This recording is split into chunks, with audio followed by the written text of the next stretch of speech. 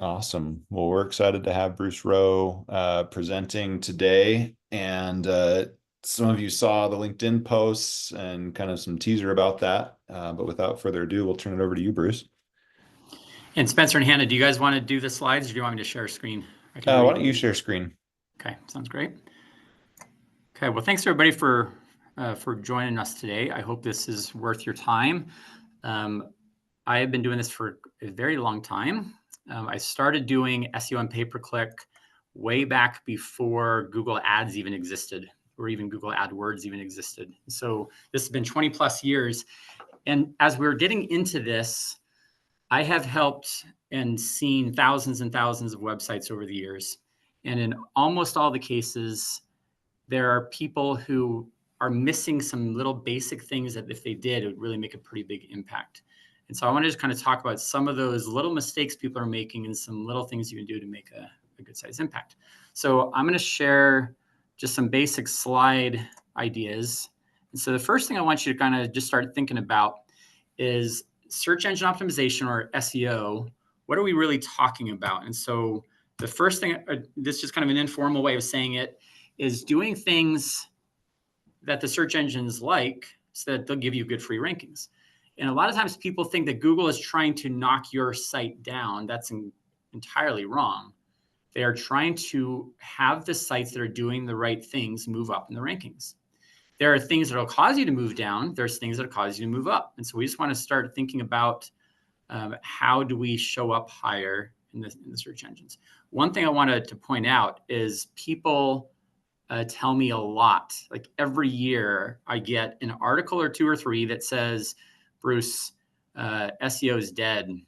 This article says like nobody's using Google anymore. People are using AI. Let's just show a quick little thing. How many searches take place per day? Google handles over 8.5 billion searches a day. That's almost 100,000 per second. So people are absolutely using Google. They're using other tools as well, but Google is still very, very important. So we want to just be thinking about what we can do from an SEO perspective.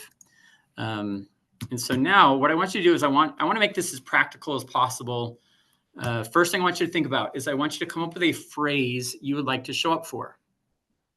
So for example, in our breakout session, we were just talking about this a little bit, and one of the gentlemen said a phrase like electric wheelchair repair. So I just want you to come up with a phrase. So not a single word, a phrase, 2 or 3 or 4 words.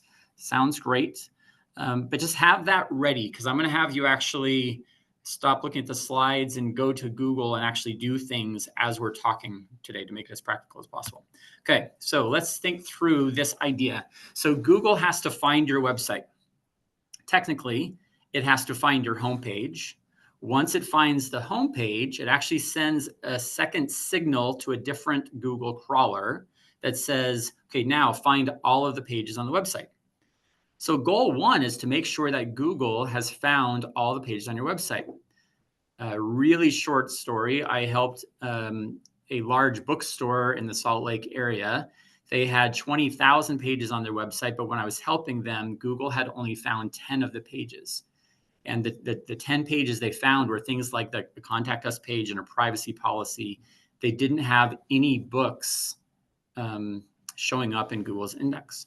So we needed to make sure that all of the pages on the website have been found. So that's the second thing I want you to think about is take a guess. How many pages do you think you have on your website?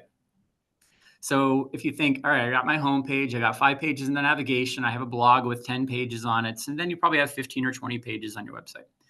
So now what I want everybody to do is to stop doing this, and I want you to go to Google, and I'm going to go and do it in front of you. So go to Google, and I want you to type in SITE colon, then your URL. Notice there's no www. Notice there's no HTTP or HTTPS. So it's site colon your URL. Okay, now, if I'm going to click on tools over here. Oh, and my screen's it's a little bit too. So I checked this earlier when I clicked on tools. Yeah, it's right off to the side. over here. Right there. Okay, so now we can see that there's about 723 pages on the SEO marketing website. 700 pages. Yeah, we have a lot of content about a lot of different topics.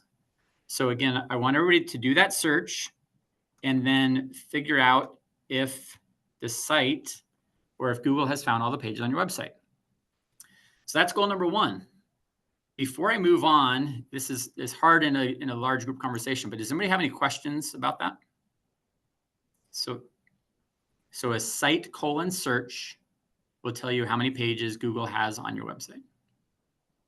Okay, number two. So let's go back to that search.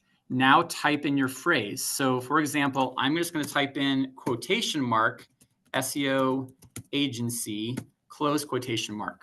What that is going to do, it's going to say, is that phrase somewhere on my website?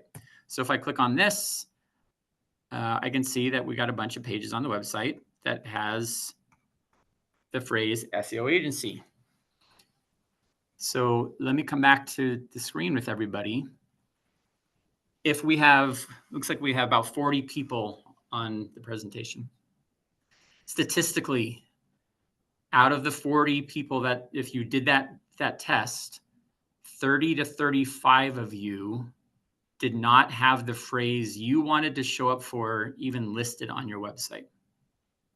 That sounds crazy, but I've done this for thousands of sites, and 9 out of 10 times the phrase the person comes up with isn't actually on your website. So massive SEO principle number one is think of a phrase that's relevant to your business and put it on your website. Sounds so obvious, but many people skip that part. Quick little story. An HVAC company, they came to us and I said, okay, what phrases do you want to show up for? And they said, oh, we know this one. We've researched this. We want to show up for the phrase furnace changeout. And I was like, furnace changeout? What do you mean furnace changeout? I would never use the phrase furnace changeout. I would think fix my furnace, replace my furnace, buy a new furnace. I mean, something along those lines. And they said, no, everybody in the industry calls it furnace changeout. And I said, I don't care about industry terms. I want to think about what common phrases people would be showing up for. So they had put the phrase furnace changeout on their website, but they didn't show up for any other related phrase. It was terrible. And so we taught them and changed that around. And now they show up for a ton. About 40% of their HVAC business now comes from Google searches. So that idea of what is the phrase and is that phrase on your website is one of the most common mistakes that we see. So again, if anybody has any questions, we can talk about that for a second, but otherwise I'm going to move on since we have limited time. So let's go back and think about what phrase you want to show up for, and then do that search and see if that happens. Okay, now let's look at it from this perspective. There's 3 things that I want you to consider. Number one, or these ideas are the idea of a unique content, fresh content, and quality content. If you do these things correctly, it helps. But if you do these things wrong, Google actually penalizes you. So often if somebody is not showing up very high, it's very easy to see why, because they're breaking one of these 3 things. So let's just quickly understand unique, fresh, and quality.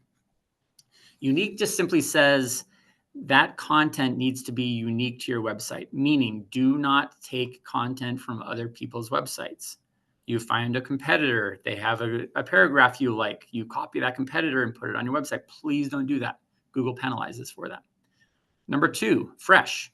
Fresh just simply says Google comes back to your site on a regular basis. When it comes back, is there anything new on your website?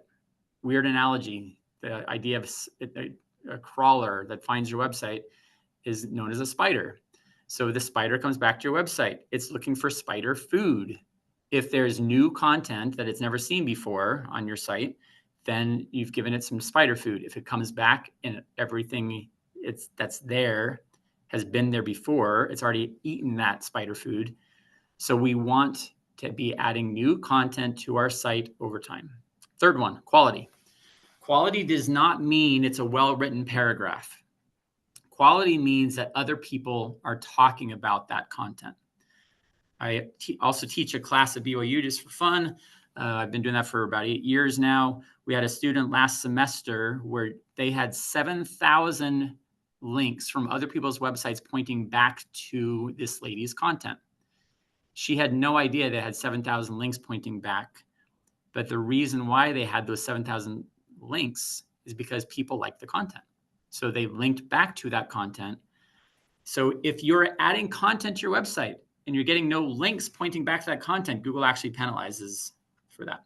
So we need to be careful about making sure our content is unique, that we're adding content to our site regularly over time, and people are linking back to that. Okay, next one. We're going to now look at, there's 3 general categories when we're talking about search engine optimization. And so we're just going to do a quick dive into on-page, off-page, and technical SEO. And if you do these things well, that boosts you up in the rankings. So let's go into those a little bit. So on-page SEO, it simply just says we're going to get the right things into the right places on your website. So earlier you thought of a phrase. That phrase needs to be on your website. Now we also get some bonus points if we're using the right keyword. What do I mean by right keyword? It needs to be searched for. So that example of furnace changeout was not a very good keyword. The general public did not search for that. So search volume. Number 2, relevance. Is it a phrase that you actually want to show up for and that your business does? We were helping a company a while ago, and they had a lady who was in charge of their blog. She wrote an article, added it to the website, and the title was Award-Winning Frozen Lemonade Recipe. And I said, but you guys don't do recipes or sell lemonade. Or she said, I said, why did you write about that? She said, it was hot. It was summer. I was thirsty. That's what came to my mind. And so I just added it to our website. Don't add content that's not relevant. It confuses Google. Okay, then the last one, gettable. Gettable just simply means, is it too competitive? If you are an insurance agent and you want to show for the phrase insurance, sorry, it's not going to happen. There are other insurance sites that have millions and millions and millions of links pointing back to those websites. So we have to find phrases that we think we can actually achieve some results. So that's the idea of the right keyword. The right places. There's 4 places that we want you to be aware of. The title tag is the tab inside your browser. It's the text that's sitting there. Number 2, the URL. So SEOmarketing.com/ whatever that comes after that slash, that's known as the page URL. We don't want the page URL to be something.com/services. So in our case, we'd want it to say SEO-services or something along those lines. So make sure your page URLs describe what you do. Then once we get down in the paragraph content, we need to have a header. That header should be talking about that particular topic. Then somewhere in the paragraph content, we need to use those phrases as well. So now we have the right keyword in the right places on our website. If we do that, and we have a content strategy where we're adding content systematically to the site over time, our on-page SEO or our search engine optimization rankings purely just based on this one will go up. I'm not guessing that your rankings will go up. You might go from 50 to 45, and that's not going to help you much. You might go from 20 to 10, and that might help you a lot. But if you do these things, you will show up higher in the search engine rankings. And so we just want to make sure that we're consistently adding content with unique and fresh content. And then the last little item on this is the concept of your internal link. If you have a page on your website that's very, very important to you, make sure that page is easy for a visitor to get to it. We don't want them to have 5 clicks to be able to find that page. Okay, so let's go over to the off-page SEO side. Off-page SEO, it just simply is referring to the idea of getting people linking back to your website. The main way that happens is you write quality content that people like and they link back to it. So when we're looking at this, we're looking at the idea of the link juice bucket. So this is just an analogy. And if you draw like a bucket on a dry erase board, for example, and somebody's linking to you, that link points down into your bucket. Now another company links to you, and now there's another link. And so each link just adds some juice into our bucket. So over time, we're looking at the number of websites that are linking to us. So if we can go from having 5 different websites linking to us to 100 websites that are linking to us, that's going to fill up your link juice bucket better. Number 2, the quantity of links. So it's very possible to have one website that sends 3 or 4 links to you. The more links that we get, the better. So a quick little example on there. Forbes magazine years ago asked me to talk about SEO. So they posted that online. They had a link that pointed back to SIBOmarketing.com. And I said, hey guys, thanks for that. Thanks for that opportunity to speak with you guys. However, the topic we were talking about was SEO. Would you mind sending a link to our homepage and a link to the SEO page on our website and a link to the Bruce Rowe profile page on the SEO marketing website? And they said, sure. So now instead of having one link pointing back to our site, we had 3 links pointing to our website from Forbes, which means that was a good quality link. So if it's a reputable source, getting more links that are quality links are going to help as well. We also want to make sure that we're looking at our link profile over time. There's some people who try to manipulate this, and we just want to be really, really careful and make sure that it looks good and normal. And then there's some other things with the off-page SEO. Okay, then last little thing to talk about real quick is technical SEO. A year and a half ago, Google made a big algorithm change that basically looked at technical SEO. Technical SEO has a couple of different parts, but in summary, is your site easy to use? And they're measuring the easiness based on how fast does your site load. Meaning if you have a slow site, you're massively getting penalized these days. You need to make sure you have a good, fast loading site. Now the site is up on the screen. Now somebody goes to click on something. How quick does it respond or show what that person was clicking on? So that's a server responsiveness setting. And then the last one is the idea of a cumulative layout shift, which simply means if something changes on your website or something moves around on your website, it's actually getting penalized for that. So an example of that is a concept called an intrusive interstitial. Nobody's ever heard of that phrase unless you're an SEO guy. But intrusive interstitials is known as an annoying pop-up. So if you've been to a website and a pop-up takes place and you cannot interact with that website without taking an action and closing that pop-up, you're actually getting penalized. So there's just some things that we're looking at to make sure that our site, so again, quick recap. When we think about on-page SEO, getting the right keyword into the right places on our website, off-page SEO, getting people linking to us, and technical SEO, is it fast and easy to use? So hopefully there's a few ideas that have come to your mind as we've been talking. But if you follow those ideas and concepts, you will be further ahead than most companies that are working on SEO efforts. So Hannah and Spencer, I think that was about the time I had. So great. Open up some questions. Yeah. So Michael gave a thank you because it reminded him to go in and make some adjustments in his console. And then a question from BJ. BJ, do you want to just come off mute and just ask your question? Yeah, Bruce, I actually have 2 questions. So the first one is, when it comes to fresh content, is it better to do that on a regular cadence, like monthly, or is it better to do that like a certain amount of updates within a specific time frame? Great question, BJ. And especially now that answer is actually shifted around a little bit. The quick answer to that is I want it to be on a regular cadence. However, I also want it to be a regular cadence that can be matched with link acquisition. So, for example, a lot of people now are saying, well, I could just use AI to rate content, right? Yeah, you can. And Google's actually okay with that. As long as it's actually helpful to people. So now let's suppose that you decide just to go to town and you're going to do 10 new pages. I'm going to go extreme, 10 new pages a day adding to your blog. If you don't have enough links coming back to that, what's happening is you're Your site growth is going way, way up, but your link growth is barely moving up. So in other words, we don't want our site content strategy to outpace our link strategy.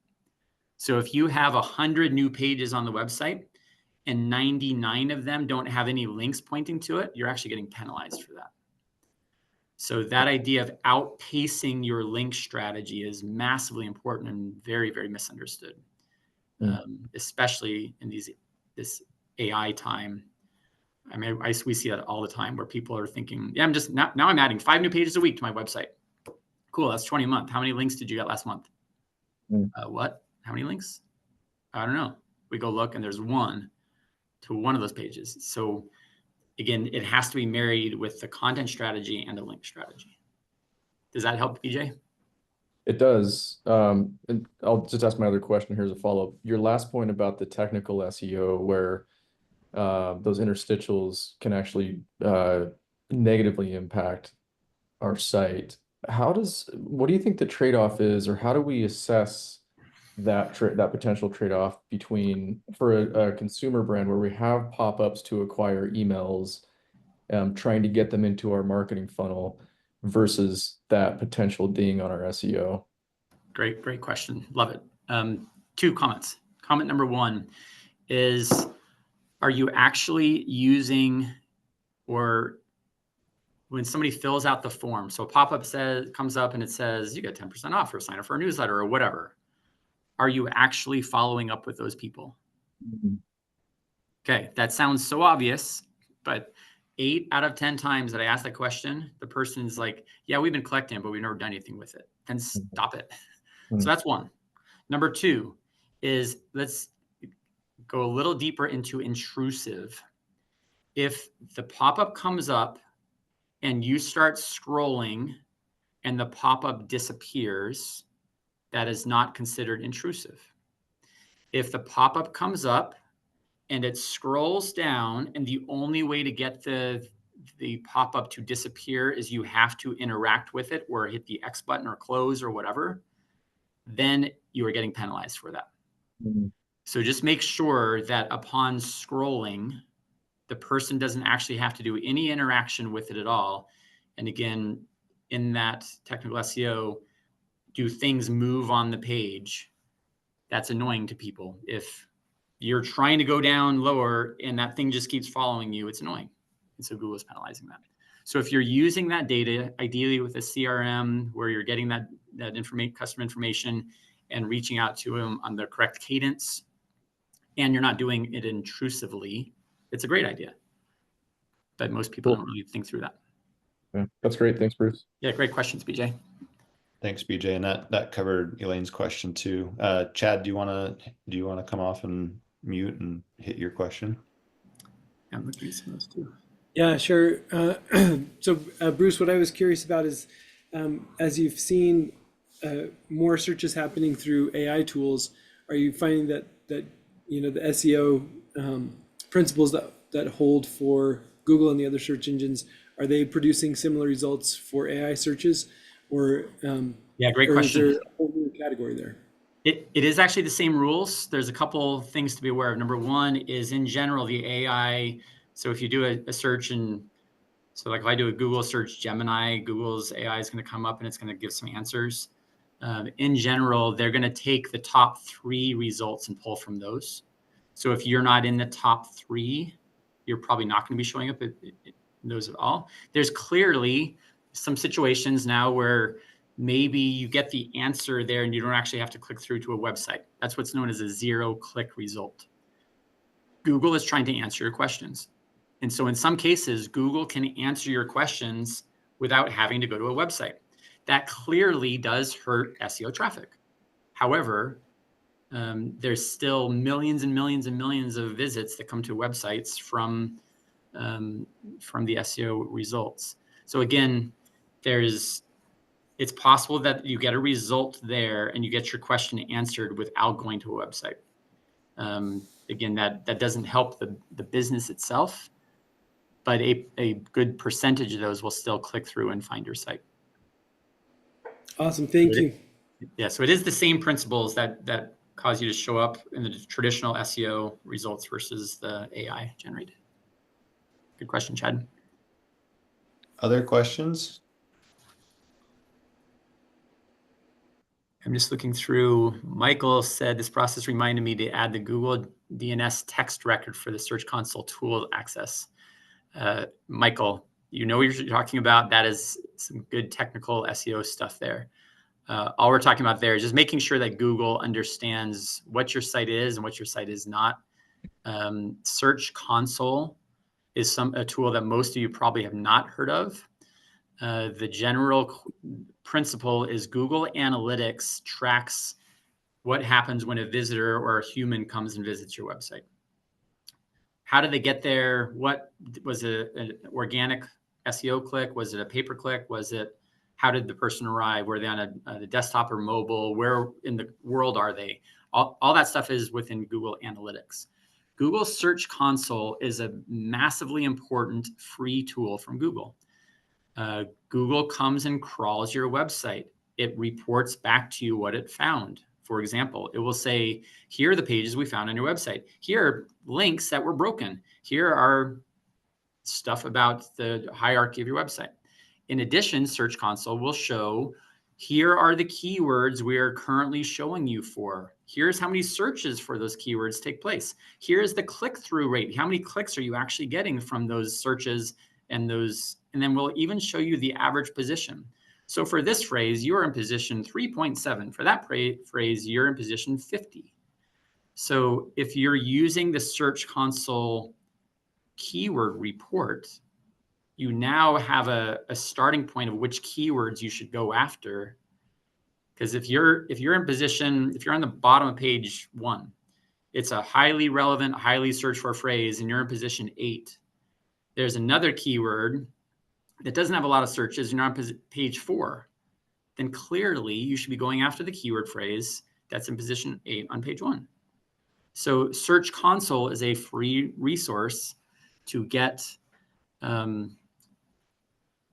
you information about what keywords you're showing up for. And then that way you can kind of really refine your keyword strategies. Bruce, you touched on this earlier, and I'm sure we could do a whole nother talk on it, but can you just give us a little more on, you mentioned the HVAC company and they said, no, we need this term. And you're like, nobody uses that term. Can you walk us through a little bit of how you approach that with clients? Sure. So what will typically, just using that as the example. Now let me do a different example. A physical therapist, his dad said, you don't need to worry about your website. The way we get new clients is doctors refer us. And I unfortunately had to get some shoulder surgery. I was talking to the physical therapist and he said, this is what my dad told me. Is that right? And I smiled. I'm like, no, he's wrong. Sorry. And he said, but we've never gotten any leads from our website. So it doesn't seem like it's important.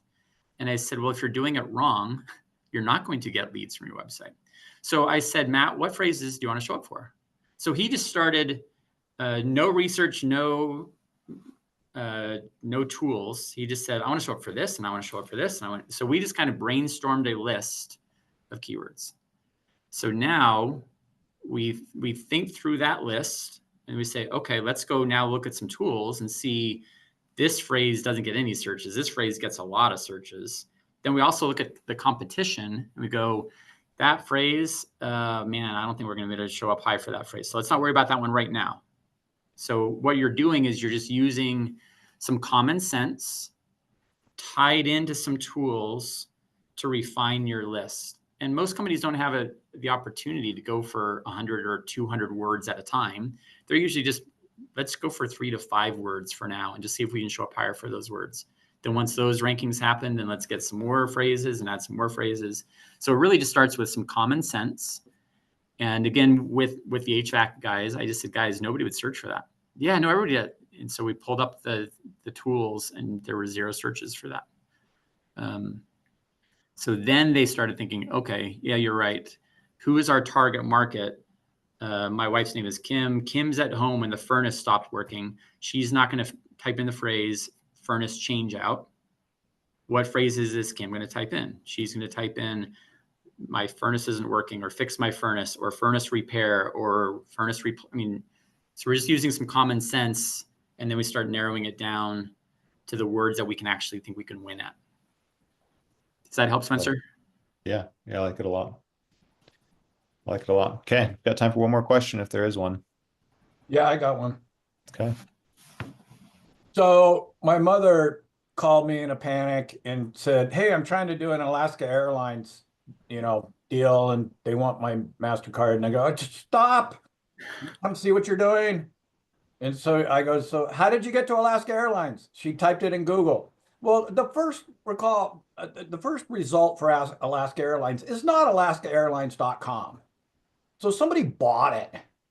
So she got scammed. So how can you buy Alaska Airlines and bump the real Alaska Airlines without showing somebody how to mouse over it, and it's actually not alaskaairlines.com. Okay? Oh boy, that's a whole cybersecurity IT kind of topic and question there. But the summary is, I think the principle I want everybody to be thinking about is, if you have a website, you own a couple assets. Asset number one is the domain name. So you bought it from a thing called a registrar. GoDaddy is an example. So you have the asset of a domain name. Number two, if you have a website, you have website content or files. Those files, those HTML files, those are sitting on number three, a website server or host. So you have a domain name, you have website files, and you have a hosting company. I want to make sure that you know how to access those three things. I was just doing a search for a new client of ours, and he didn't realize, but his domain name expires in 2 weeks. And so he didn't know that. And so had we not talked about that, and we logged into his account, and he did not have it set up to auto renew. So had we not caught that, it's possible that somebody else would have bought his domain name. Now, the Alaska Airlines situation, that's nuts. You would really, really, really think or hope that they would have the right domain name. So sometimes people will try to steal the domain name from somebody, and then sometimes they'll just buy domain names that they think people might be interested in. That's called squatting on a domain name. And then other people will buy misspellings of domain names. So there's lots of variations of Google or other popular websites that people will just kind of hope that you're getting a typo, make it look similar, and then they try to capture some information. But that's a whole cybersecurity, different website topic. But again, from a website perspective, do you know about your domain name? Do you know about where your website files are? Do you know about your hosting? Yeah, no, I appreciate that, and maybe the whole audience now understands it a little greater. And yeah, just educate your parents about what they're clicking on, and that's what I did.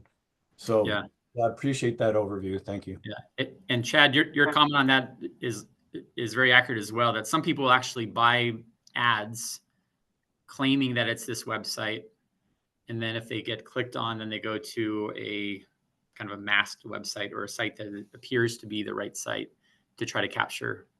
Like I said, that's a whole different topic. But It's like Black Ops SEO. We'll have to. Yep. Okay. This is great. Thanks, Bruce. Really appreciate it. This created kind of a lot of learning for me, and a lot of things that I'm going to want to follow up on with some of our sites. Yep. And if anybody is local, I'm just going to do this little, years ago, we had some clients that said, "We know you're not going to tell us how you do this kind of stuff, because that's why you guys are in business. But we do a free, what we call the website boot camp at SIBO. We do it about once a month. It's down in Provo. It's completely free. There's no sales that go on in there.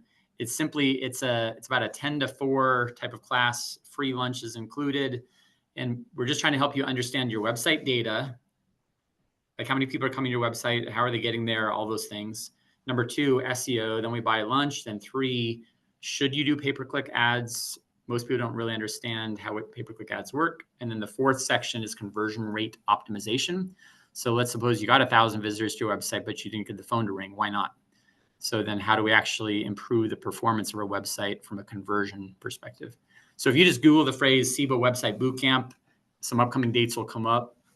You're more than welcome to come join us. I teach them a lot of the time. Sometimes I'll teach a section, and then other people at SEO will teach some sections as well. But hopefully this was helpful information and just gave you a little bit better understanding of how SEO works and showing up higher in Google. So thanks again for the opportunity to talk to you guys today. Thanks, Bruce. A few people are asking about a virtual bootcamp option. Oh, we've been debating that one for a while.